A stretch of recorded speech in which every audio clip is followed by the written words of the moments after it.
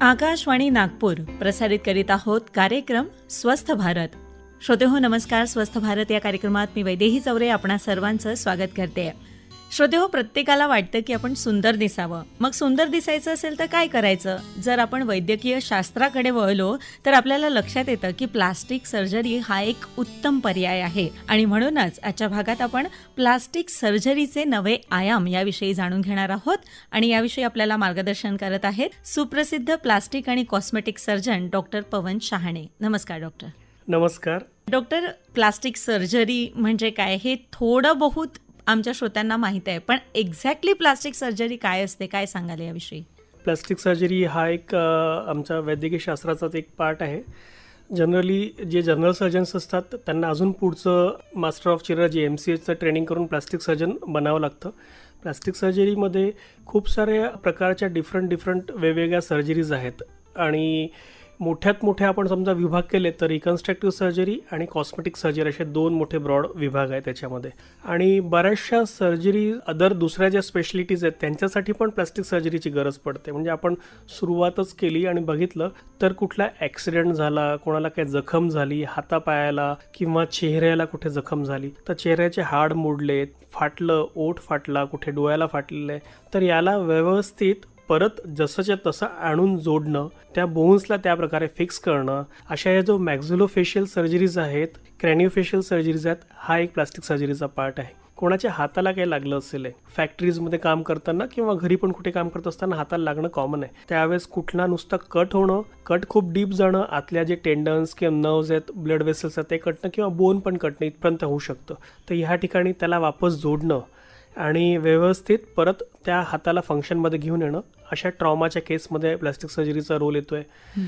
Plastic सर्जरीची गरज कोणाला जन्मजात व्यंग असतील, कोणाचा टाळू फाटलेला आहे, ओठ फाटलेला आहे, एक्स्ट्रा बोट आहे, बोट कमी आहे, बोट वाकडे आहेत किंवा असं कुठलंही व्यंग असेल तर त्याला जन्मजात व्यंगांना ठीक करण्यासाठी प्लास्टिक सर्जरीचा उपयोग होतो आहे.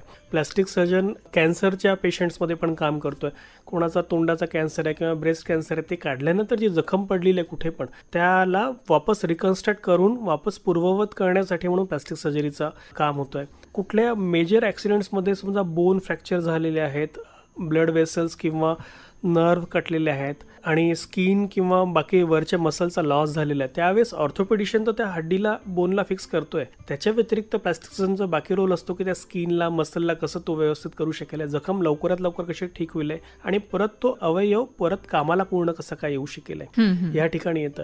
याच्या व्यतिरिक्त कॉस्मेटिक सर्जरीचा पण पार्ट आहे की आपण जे खराब झालं त्याला ठीक तर करतो आहे, पण जे चांगलं आहे त्याला अजून सुंदर किंवा अजून चांगलं का नाही करता येणार मला. तर ह्या हिशोबानेच मग जे प्लास्टिक सर्जरीचे प्रिन्सिपल्स आहेत त्याचा उपयोग करून आपण नवीन प्रकारच्या सर्जरीज करता येतं. त्याच्यामध्ये खूप जास्त इनोव्हेशन असतं, खूप जास्त आर्टिस्टिक एक विचार असतो की याला अजून कसं करता येईल. तर मला असं म्हणायचं की एक प्लास्टिक सर्जन, एक सर्जन सोबत आर्टिस्ट असणं खूप आवश्यक आहे आणि तो त्याच्या हिशोबाने अजून नवीन गोष्टीचा विचार करून त्याला करू शकतो. नाकाला सुंदर करणं, डोळ्याला सुंदर करणं किंवा अजून बाकी शरीरावर, तसं बरंच काही प्लास्टिक सर्जरीमध्ये करता येतं. म्हणजे एकंदरीतच म्हणता येईल संपूर्ण शरीरावर कुठेही प्लास्टिक सर्जरी होऊ शकते, कुठेही प्लास्टिक सर्जरी होऊ शकते. आणि एक अजून फक्त एक विनोदाचा एक पार्ट सांगतो तुम्हाला की प्लास्टिक सर्जरीमध्ये प्लास्टिकचा कुठेच उपयोग नसतो किंवा प्लास्टिक सर्जरी म्हणजे नुसतंच एका ठिकाणची चमडी काढून दुसऱ्याकडे लावणं हा पण नाहीये. बऱ्याचशा गोष्टी अजून पण आहेत त्याच्यामध्ये. आपण बोलता बोलता डॉक्टर म्हणालात की जेव्हा जळतं भासतं तेव्हा जखम होते, त्या जखमेकरता प्लास्टिक सर्जरी करण्यात येते. मग त्यामध्ये कुठल्या आधुनिक पद्धती आलेल्या आहेत आता? प्लास्टिक सर्जरीमध्ये खूप मोठा पार्ट आहे बर्न्सचं मॅनेजमेंट करणं. जळालेले पेशंट, त्यांना खूप साऱ्या बाकी गोष्टी पण असतात आणि नेमकी त्वचा जळून गेली असते, त्या ठिकाणी जखम झाले असतात, त्यांना लवकरात लवकर ठीक करणं, नवीन तिथे चमडी लावणं हे असतं. या व्यतिरिक्त काही बर्न्सचे पेशंट असतात की जे ठीक होऊन गेलेले आहेत पण नंतर त्यांना स्कार्स आहेत किंवा डिफॉर्मिटीज आहेत, त्यांचे हातपाय वाकडे आहेत किंवा ओठ, डोळा आणि या ठिकाणी कान त्यांचा जळून गेलेला आहे या ठिकाणी, तर त्याला वापस पूर्ववत कसं नॉर्मल करता येईल जेणेकरून त्यांचं अपिअरन्स चांगलं होईल आणि ते सोशली पण जास्त चांगल्या प्रकारे राहू शकतील. तर यासाठी म्हणून नवीन आपण करतोच प्लास्टिक सर्जरी, स्किन ग्राफ्टिंग करतोय, पण एक नवीन डर्मल सबस्टिट्यूट पण याच्यात नवीन बनवलेले आहेत की जे डर्मिसच्या ऐवजी जे ह्युमन डर्मिस आहे त्याच्याऐवजी ते डर्मल सबस्टिट्यूट वापरून त्याच्यावर आपण स्किन ग्राफ्टिंग करू शकतो, जेणेकरून तो अपिअरन्स अजून सुंदर होईल आणि नॅचरल दिसायला लागेल. तर ही जखम कशी काय मॅनेज करता येते स्किन ग्राफ्ट आहे? स्किन ग्राफ्टनी कुठली पण जखम असेल तर आपण त्या जखमेचा बेड पहिले चांगला व्यवस्थित बनवून घेतो. त्याच्यासाठी ड्रेसिंग्स आणि जे नवीन टेक्नॉलॉजी आहे व्हॅक्यूम असिस्टेड क्लोजर, म्हणजे ज्याला वॅक म्हणतो आम्ही, तर व्हॅक्यूम असिस्टेड क्लोजरच्या ड्रेसिंग्स पण वापरतो, जेणेकरून जखम लवकर भरून येते आणि त्या ठिकाणी जी जखम नॉर्मली ड्रेसिंग करता करता एखाद महिना लागेल आहे ती जखम ह्या ड्रेसिंगच्या मदतीने, ही नवीन टेक्नॉलॉजी आहे, ह्या टेक्नॉलॉजीच्या मदतीने जवळपास 5 ते 6 दिवसामध्ये जखम भरून येते. आणि मग त्या ठिकाणावर आपल्याला साधी चमडी लावण्यापेक्षा आपण मग विचार करतो की आपण एक डर्मल सबस्टिट्यूट लावावा आणि त्याच्यावर आपण नॉर्मल आपली जी स्किन काढून लावणार आहे आपण एकदम थिन स्किन ती लावावी, जेणेकरून तो स्किनचा अपिअरन्स सुंदर होईल आणि फंक्शन पण जास्तीत जास्त येईल. ते चिपकून राहणार नाही. खूप प्लायबल अँड सॉफ्ट स्किन आपल्याला देता येऊ शकते. त्यानंतर आपण बोलता बोलता म्हणाले होते की मसल किंवा नर्व्ह कुठे ब्रेक झालं असेल तर त्याला पण आपण रिपेअर करू शकतो, ते कसं काय? हां, बऱ्याच वेळा कुठल्या ॲक्सिडेंट्समध्ये समजा हातापायाला कुठे ॲक्सिडेंट झाला आहे किंवा चेहऱ्याला झाला आहे तर त्या ठिकाणी स्किन कटत आहे, सोबत खालचे बोन कटतात आहेत. बऱ्याच वेळा बोन पण इंजुरी होणार नाहीत, पण सोबत जे मधले skin, nerve, muscles, blood vessels आहेत, त्या ज्या ब्लड वेसल्स आणि नर्व्स आहेत ते खूप फाईन फाईन असतात. आपल्या पायाची समजा ब्लड वेसल जी मेजर आहे ती कटली तर रक्तवाहिनी कटली तर रक्तस्त्राव होईल आणि पायाच्या खालच्या भागाला रक्तस्राव मिळणार नाही तर तो पाय शेवटी निर्जीव होईल, तो जगू शकणार नाही, त्याला गँग्रीन होऊन जाईल. म्हणून ह्यावेळेस अगदी इमर्जन्सी असते. ही प्लॅस्टिक सर्जरीसाठी खरी इमर्जन्सी आहे की कुठली अशी वॅस्क्युलर इंजुरी, त्याच्यामध्ये त्या वॅस्क्युलर सर्जरीज करतो आम्ही आणि आम्ही एकदम मायक्रोस्कोपमध्ये बघून त्या ब्लड वेसलला जोडतो.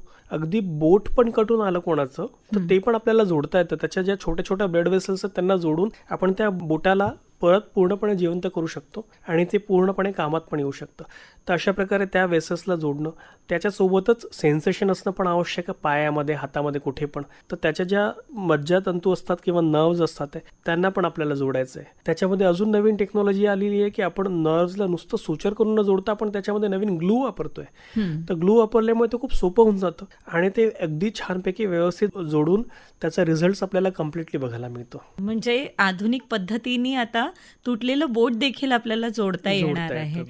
त्यानंतर अनेक आजार असतात, त्या आजारांमध्ये पण बरेचदा प्लास्टिक सर्जरीचा उपयोग होत असतो. जसं आपण उदाहरण घेऊया हत्तीपाय ज्याला म्हणतो, हत्ती रोग जो आजार आहे, या आजारामध्ये कसा काय रोल प्ले करते प्लास्टिक सर्जरी? बिलकुल. हत्तीपाय किंवा ज्याला आम्ही आमच्या टर्मिनॉलॉजीमध्ये लिम्फेडिमा म्हणतो, जो फायलेरियल व्हायरसमुळे होतोय, ठीक आहे, हा मच्छरांमुळे पसरणार आहे आणि आपल्या एरियामध्ये तर हा एंडेमिक आहे, खूप लोकांना आहे हत्तीपाय आणि त्याच्यासाठी आपण औषध पण खातोय. पण जो हत्तीपाय एकदा बनला, कारण की त्यांचे जे लिम्फॅटिक वेसल्स आहेत ते ब्लॉक झालेले आहेत, तर तो वाढत वाढत जातो. तो दिसायला चांगला दिसत नाही, पाय असा मोठाच्या मोठा दिसतो आणि चाला फिरायला फंक्शनला खूप प्रॉब्लेम होतो. या ठिकाणी नवीन टेक्नॉलॉजी आपण अजून वापरली, जी मायक्रोवॅस्क्युलर सर्जरी आहे, ती वापरूनच आपण काय करतोय, काखेतले किंवा पोटामधले काही लिम्फ नोड्स आपण काढतोय आणि त्या लिम्फ नोड्सला आपण पायामध्ये टाकून जोडतोय आणि त्यांना आपल्या रक्तवाहिन्यांसोबत आपण जोडतोय, जेणेकरून जे लिम्फॅटिक फ्लुइड आहे ते खूप छान प्रकारे फ्लो होऊन निघून जाईल आणि हत्तीपायाचं जे मूळ कारण आहे तेच पूर्णपणे निघून जाईल.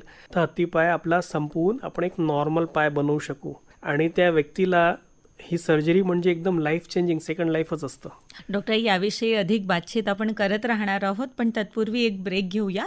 श्रोते हो, आपण ऐकत आहात कार्यक्रम स्वस्थ भारत. आजचा आपला विषय आहे प्लास्टिक सर्जरी नवे आयाम आणि याविषयी आपल्याला मार्गदर्शन करत आहेत सुप्रसिद्ध प्लास्टिक आणि कॉस्मेटिक सर्जन डॉक्टर पवन शहाणे. डॉक्टर, आपण थोडं वळणार आहोत स्कार्सकडे. स्कार्स जे आहेत त्यावर प्लास्टिक सर्जरीमध्ये काय ट्रीटमेंट असते नेमकी? बरेचसे पेशंट्स माझ्याकडे येत असतात की त्यांना काहीतरी लागलेलं असतं लहानपणी किंवा कधी काही ॲक्सिडेंट्समध्ये किंवा जळाल्यामुळे त्यांना ते स्कार मार्क असतात चेहऱ्यावर किंवा हातापायावर किंवा पोटावर किंवा कुठे पण. तर ते दिसायला चांगले दिसत नाही, त्यांना थोडंसं विद्रूपणा असतो. ते आपल्याला यांना स्कार रिव्हिजन सर्जरी करता येते. स्कार आपण काढून त्या ठिकाणी गरज असेल तर आपण दुसरं स्किन ग्राफ्ट लावू शकतो. जसं मी तुम्हाला सांगितलं, डर्मल सबस्टिट्यूट सोबत आपण स्किन ग्राफ्ट करू शकतो किंवा आपण स्कारलाच मुळात पूर्णपणे काढून एक नवीन फाईन असा स्कार द्यायचा प्रयत्न करतो. काही ठिकाणी नवीन टेक्नॉलॉजी आपण वापरतो जी आहे की नॅनो फॅट ग्राफ्टिंग किंवा स्टेम सेल्स. आपण लायपोसक्शन करून फॅट काढल्या, त्या फॅटला एकदमच नॅनो फॅटपर्यंत आपण ब्रेकडाऊन करतोय आणि ह्या नॅनो फॅटला ज्याच्यामध्ये जे स्टेम सेल्स आहेत त्यांना आपण स्कारमध्ये टाकून त्या स्कारला पूर्णपणे स्किनमध्ये कन्वर्ट करायचं प्लॅनिंग करतोय. तर ही रिसेंट ॲडव्हान्सेस आहेत त्याच्यामध्ये. मी जसा उल्लेख केला की प्रत्येकाला छान दिसावंसं वाटतं आणि छान दिसण्यासाठी कॉस्मेटिक सर्जरी खूप जास्त महत्त्वाचा रोल प्ले करत होत असते. तर त्यामध्ये सगळ्यात आधी आता सध्याची समस्या ही झाली आहे की लाईफस्टाईल बदलल्यामुळे चरबी वाढते आणि मग ही चरबी कमी कशी करायची हा सगळ्यांना प्रश्न पडतो. तर यावर काय उपाय नेमका? खूप जास्त आता मोठा प्रॉब्लेम आहे की फॅटी असणं आणि त्याच्यामुळे आपल्या बॉडीचा कंट्रोल बरोबर नसणं. बऱ्याच कॉमन कुठे फॅट जमा होणं पोटावर, थाईजवर, आर्म्स या ठिकाणी. तर पोटावरचं चरबी कमी करण्यासाठी डायटिंग एक्सरसाइज तर आहेच, हा बेस आहे की तुम्हाला डायटिंग आणि एक्सरसाइज करणं आहे. पण बऱ्याच वेळा रेजिस्टंट फॅट असतं, आपण सगळं करतोय पण तरी पण माझं पोट कमी होत नाही, फॅट तिथलं जातच नाही आहे. तर आपल्याला सिम्पल प्रोसिजर्स आहेत, लायपोसक्शन सारखे प्रोसिजर, ज्याच्यामध्ये आपण त्या फॅटला डिझॉल्व्ह करून काढून घेतो आहे. खूप सोपी प्रोसिजर असते, साधारण एखादा तास लागतो आणि एकाच दिवसासाठी हॉस्पिटलला स्टे लागतो. त्याचे कुठे पोटावर वगैरे व्रण पण दिसत नाही आणि फॅट निघून गेलेलं असतं. त्यानंतर ब्रेस्टच्या बाबतीत बोलूया आपण. काही महिलांमध्ये छाती खूप जास्त असते किंवा खूप कमी असते आणि बरेचदा पुरुषांमध्ये देखील छातीचा भाग उंचावलेला आपल्याला दिसतो. मग अशा बाबतीत काय करण्यात येतं? काही महिलांचं समजा ब्रेस्टचा साईज खूप मोठा असेल तर त्याच्यामुळे त्यांना प्रॉब्लेम होत असतो, खांदे दुखणं, मान दुखणं, पाठ दुखणं. तर अशा वेळेस ब्रेस्ट रिडक्शन सर्जरी आपल्याला करता येते. ब्रेस्ट रिडक्शन सर्जरी केल्यामुळे ब्रेस्ट फंक्शनमध्ये कुठेच फरक पडत नाही, त्यांना ब्रेस्ट फिडिंग करता येतं आणि विदाऊट प्रॉब्लेम त्यांचं ब्रेस्ट छोटे होऊन जातं आणि त्याच्यामुळे त्याचे खूपच जास्त फायदे होतात. ठीक आहे. दुसरं, कोणाचं ब्रेस्ट लहान असेल तर त्यांना बरोबर कॉन्फिडेंटली कपडे घालता येत नाही, स्वतःची पर्सनॅलिटी त्यांना तेवढी बरोबर दाखवता येत नाही. तर याच्यासाठी सिम्पल प्रोसेस आहे की ब्रेस्ट इम्प्लांट टाकलेत किंवा आपण जे फॅट काढतो लायपोसक्शनमधून ते फॅटच आपण इंजेक्ट करून दिलं, अशा प्रकारे करता येतं. माणसांमध्ये जे प्रॉब्लेम्स आहेत ते असे आहेत की कोणाला गायनोकोमॅस्टिया असतो, म्हणजे त्यांचं ब्रेस्ट ग्लँड त्यांच्यामध्ये डेव्हलप झालेली असते. हे हॉर्मोनल इम्बॅलन्स जेव्हा होतो प्युबर्टी त्यावेळेसच झालेलं असतं आणि थोडंफार फॅट याच्यामुळे छाती वाढून जाते आणि ती महिलांसारखी दिसायला लागते आणि याचे भरपूर प्रमाणात पेशंट आहेत. म्हणजे जवळपास मला वाटतं 40% माणसांना हा एक प्रॉब्लेम आहेच. तर हे छाती मोठी दिसल्यामुळे आपण कपडे बरोबर घालू शकत नाही, शर्ट बरोबर घालू शकत नाही किंवा शर्ट काढायचं असेल कुठे स्विमिंग पूलला जाताना, वॉटर पार्कला जाताना, तर ते पण कठीण होऊन जातं कारण की ते दिसत नाही चांगलं, लोकांची नजर आपल्याकडे येतात आहेत. तर जो अदरवाईज सगळं चांगलं आहे आपलं आणि याच्यामुळे थोड्याशा गोष्टीमुळे आपल्याला ड्रेसिंग बरोबर करता येत नाही. त्याला पण खूप सोपं सर्जरी आहे, साधारण तासाभराची सर्जरी, 1 दिवसाचं हॉस्पिटल स्टे करून आपल्याला हे पूर्णपणे नॉर्मल फ्लॅट करता येतं. याच्यात नवीन टेक्नॉलॉजी अशी आली आहे की आधी पण हे सर्जरीज होत होत्यात पण त्याच्यामध्ये मोठे मोठे स्कार मार्क यायचे, तर आता एकदमच मिनिमल इन्व्हेसिव्ह टेक्निकने आपल्याला हे करता येऊ शकतं. डॉक्टर, हे तर झालं या सगळ्या गोष्टींच्या बाबतीत, पण त्यानंतर आपण चेहऱ्याकडे थोडंसं वळूया. चेहऱ्याच्या बाबतीत काही लोकांना नाक सरळ करायचं असतं किंवा पसरट असेल तर ते कमी करायचं असतं. बऱ्याच लोकांना स्माईल त्यांची आणखी चांगली डिझाईन करायची असते, जॉ लाईन करायची असते. तर या बाबतीत आधुनिक पद्धती कुठल्या आल्या आहेत? हां, बघा आता याच्यासाठी म्हणजे नाकाची सर्जरी, कॉस्मेटिक नोज सर्जरी म्हणजे रॅनोप्लास्टी किंवा लिपच्या सर्जरीज किंवा चीन सर्जरी, जॉ सर्जरी, याला आपल्याला 2 प्रकारे डिवाइड करू शकतो मी याला, की एक तर सर्जिकल आणि एक नॉन सर्जिकल. आधी मी सर्जिकलबद्दल सांगितले कारण की मी दोन्ही गोष्टी करतो, मी प्लास्टिक सर्जन आहे. तर सर्जिकलमध्ये आपण नाकाचं जे बोन किंवा शेप चेंज करायचं असेल, फॅट, कार्टिलेज याला, तर आपण ते कमी पण करू शकतो आणि वाढवू शकतो. आणि त्याच्यामध्ये आपण नवीन जी टेक्नॉलॉजी त्याच्यामध्ये आपण सिलिकॉनचा यूज करतोय, सिलिकॉनचे इम्प्लांट्स आपण वापरतोय, जेणेकरून नाकाला एक चांगला शेप देता येऊ शकेल, तो चेहऱ्याला चांगला शोभेल आहे आणि पेशंटला आवडेल आहे या हिशोबाने. चीन कोणाची हनुवटी लहान असेल, जॉलाईन बरोबर नसेल तर या ठिकाणी आपल्याला सिलिकॉन टाकता येऊ शकतं किंवा आपण नुसतं जेन्युप्लास्टी म्हणजे आपलं बोनलाच आपण कट करून थोडंसं अलग शेपमध्ये आणू शकतो. पण कोणाला हवं असेल की नॉन सर्जिकल, मला ही सर्जरी नको आहे, मला थोडंसं सोपं प्रोसिजर हवी आहे, मला सर्जरी किंवा एनेस्थेशिया हे नको आहे आणि थोडंसं खर्च पण कमी व्हायला पाहिजे, तर कमी खर्चामध्ये आपल्याला नॉन सर्जिकली करता येतं. त्याच्यामध्ये आम्ही हायलोरोनिक ॲसिडचे फिलर इंजेक्शन्स वापरतो, जे नाकामध्ये वापरून कोणाचं बसकं नाक असेल त्याला उंच आणि शार्प करता येऊ शकतं आणि थोडंसं त्याचा शेप चेंज करू शकतो आपल्याला हवा तसा. तसंच चीन पण आपण फिलरनी मोठी करू शकतो. कोणाचा ओठ आपल्याला हवं असेल तर धनुष्याकृती ओठ असेल तर ते चांगलं दिसतंय, तर त्याचे बरोबर प्रॉमिनन्स टाकून त्याला फिलरनी भरून, पण याला अति पण नको करायला. म्हणजे याच्यामध्ये एक बॅलन्स होणं आवश्यक आहे की आपण किती करायचं आणि किती नाही करायचं, ते एक चांगला प्लास्टिक सर्जन चांगल्या प्रकारे प्लॅनिंग करू शकतो. हा, अगदी बरोबर म्हणालात आपण. त्यानंतर आणखी एक असतं की कपाळावर आठ्या येतात किंवा स्किन लूज पडत असते, मग यासाठी आधुनिक पद्धत काही आहे का? कपाळावर आठ्या येत असतील, आपल्या आडव्या आठ्या येत असतील किंवा उभ्या येत असतील नाकाच्या वर किंवा डोळ्याच्या बाजूला, त्याला आपण क्रोज फिट म्हणतो, असं असेल तर त्या आठ्या आपल्या नॉर्मल इमोशन्स किंवा नॉर्मल फेशियल एक्सप्रेशन होतात आहेत, पण त्या परत परत केल्यामुळे ते इव्हेंच्युअली परमनंट होऊन जातात आहे. आणि हा चेहरा त्रासिक दिसतो.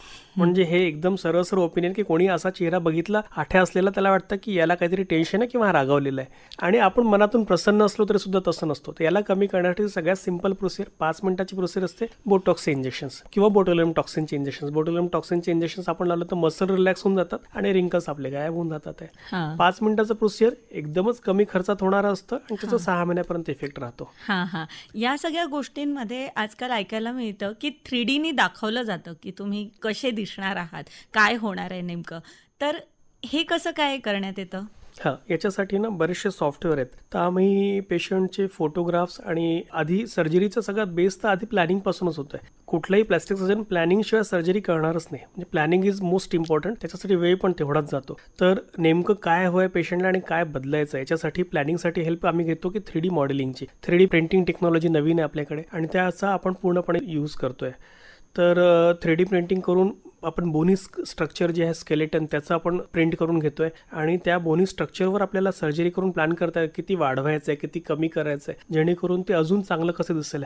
आणि हे सर्जरीच्या आधीच पेशंटसोबत बसून आपण डिस्कस करू शकतो, जेणेकरून त्याला समजेल आहे प्लॅनिंगमध्ये तो पूर्ण इन्व्हॉल्व्ह राहील आणि त्याला कळेल की पुढे काय काय करता येऊ शकतं. तर आता ते दिवस गेलेत की मी तुझा डॉक्टर आहे, तू माझा पेशंट आहे, मी जे म्हणेल ते चुपचाप ऐक आणि कर, तसं नाही आहे. आता पेशंट पण हुशार आहेत, त्यांना समजतं आहे, ते प्रश्न विचारतात आणि त्यांना ते सगळं समजून घ्यायचं आहे. आणि तसंच प्लॅस्टिक सर्जन पण नवीन टेक्नॉलॉजीने अडॅप्ट झालेले आहेत की ज्यांना हे वापरून अजून जास्त चांगल्या प्रकारे पूर्णपणे पेशंटला इन्व्हॉल्व करून बेटर रिझल्ट देता येत आहे. डॉक्टर, इतक्या सगळ्या नवीन पद्धती आल्या, आधुनिक तंत्रज्ञानाचा वापर करण्यात येतोय असं आपण म्हणूयात, पण या सगळ्यांमध्ये प्रश्न पडतो तो पैशाचा. तर या पद्धती परवडणाऱ्या आहेत का?